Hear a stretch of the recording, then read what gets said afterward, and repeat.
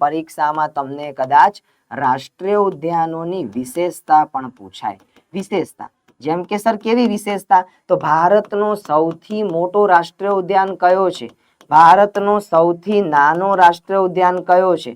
ભારતનો એકમાત્ર તરતો રાષ્ટ્રીય ઉદ્યાન કયો છે? એકમાત્ર તરતો રાષ્ટ્રીય ઉદ્યાન. ભારતનો એકમાત્ર મેસ્કોટ પ્રાપ્ત રાષ્ટ્રીય ઉદ્યાન કયો છે?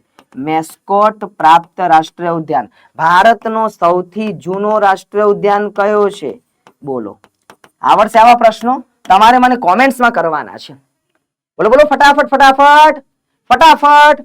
ભારતનો સૌથી મોટો રાષ્ટ્રીય ઉદ્યાન કયો? તો હેમિસ. બોલો મિત્રો, હેમિસ વાળો પ્રશ્ન PSI 25 માં હતો કે નહોતો? જોઈ લો જોઈ લો. આવું એનાલિસિસ તમારી દરેક વિદ્યાર્થી પાસે હોવું જોઈએ કે હેમિસ એ લદ્દાખમાં, બરાબર, સૌથી નાનો તો ગિંડી તમિલનાડુમાં, એકમાત્ર તરતો રાષ્ટ્રીય ઉદ્યાન કેબુલ લામજાઓ. કેબુલ લામજાઓ ક્યાં આવ્યો? તો મણિપુર. મણિપુરમાં આવેલો કેબુલ લામજાઓ નેશનલ પાર્ક, બરાબર. ત્યાંથી પાછા એક સ્ટેપ આગળ વધીએ. ત્યાંથી પાછા એકમાત્ર મેસ્કોટ પ્રાપ્ત રાષ્ટ્રીય ઉદ્યાન કયો? તો કાન્હા.